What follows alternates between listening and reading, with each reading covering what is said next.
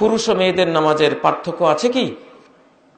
পুরুষ এবং মেয়েদের নামাজের পার্থক্য খুব সামান্য।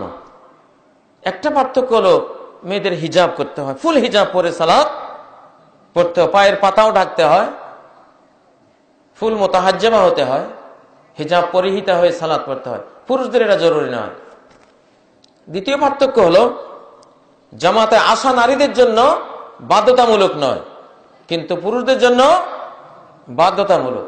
তৃতীয় পার্থক্য হলো জুমা নারীদের উপর ফরজ নয়, ইচ্ছে করলে পড়তে পারে, আর জুমা পড়তে না চাইলে জোহর পড়বে, কিন্তু জুমায় আসা পুরুষের জন্য বাধ্যতামূলক। এই টুকটাক কিছু পার্থক্য ছাড়া আর কোনো পার্থক্য নেই। দাঁড়ানো একই রকম, রুকু একই রকম নারী পুরুষের, সেজদা নারী পুরুষের একই রকম, বসা একই রকম, হাত বাঁধা একই রকম। এগুলোতে হাদিসে কোনো আলাদা বৈশিষ্ট্যের কোনো দলিল কোথাও নেই, অতএব এগুলোতে পার্থক্য নেই। মক্কায় গেলে দেখবেন বাইতুল্লাহতে নামাজ পড়ে, সারা ওয়ার্ল্ডের নারীরা সেখানে নামাজ পড়ে, পুরুষদের মতোই রুকু সেজদা ওঠা বসা সব। শুধু উপমহাদেশের কিছু মহিলারা এদের সেজদা আরেক রকম। এই সেজদাটা মূলত ইরাকের খারিজিদের সেজদা। লাআল্লাকা মিনাল্লাযিনা ইউসাল্লুনা আলা আওরাকিহিম ইয়ানাল্লাযী ইয়াসজুদু লাসাকুন বিলাউদ।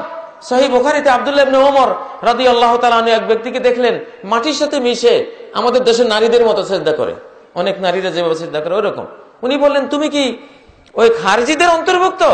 খারিজি সম্প্রদায় যারা মুসলমানদেরকে কাফের বলে, ইমানদারদেরকে মারে, কাফেরদেরকে ছাড়ে, কাফেরদেরকে আক্রমণ করে না, ইমানদারদেরকে যারা আক্রমণ করে, ভয়ঙ্কর একটা সম্প্রদায়, এদেরকে খারিজি বলা হয়। তো এটা বিভ্রান্ত একদল মানুষের নামাজ, নারী পুরুষের নামাজের সেজদা পুরুষের একরকম, নারীর আরেক রকম। এই পার্থক্যটা ভুল। রুকুর পার্থক্য এটা ভুল, বসার পার্থক্য এটা ভুল, হাত বাঁধার পার্থক্য এটাও কি, এটা ভুলের কোনো দলিল নেই। এগুলি পুরুষের যেমন মেয়েদেরও তেমন। মেয়েদের চুল পেকে গেলে মেহেদি ছাড়া অন্য রং কি করা যাবে? মেহেদি করবে। কালো রং নিষেধ, কালো রং নিষেধ। সহিহ মুসলিমের হাদিস, সায়াকুনু ফি উম্মতি কওমুন ইয়াকদিবুনা বিস-সাওয়াদ। আমার উম্মতে একদল লোক আসবে, কালো হিজাব লাগাবে, কাহওয়াসিল হামাম, কবুতরের স্টোমাকের মতো। লা ইয়ারিহুনা রাইহাতাল জান্নাহ, এরা জান্নাতের সুবাসও পাবে না,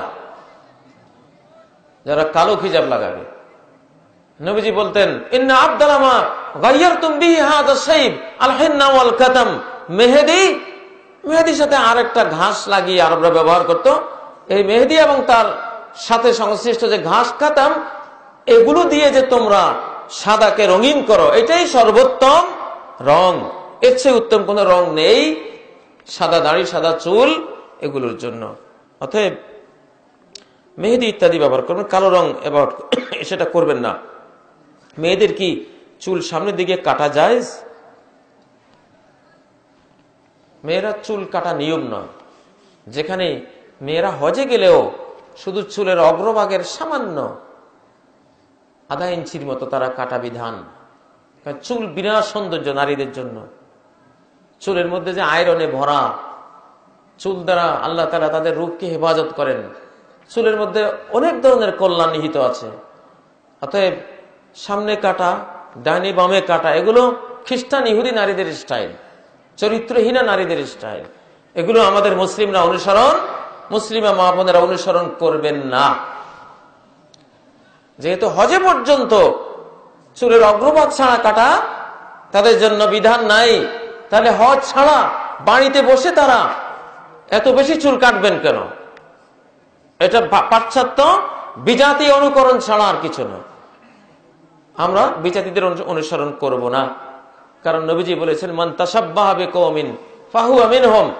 যে তার চাল চলনে বেশভূষায় অন্য কোন জাতির অনুসরণ করবে, সে কিয়ামতের দিন তাদের অন্তর্ভুক্ত হয়ে হাসরের ময়দানে উঠবে, তাদের অন্তর্ভুক্ত হয়ে যাবে।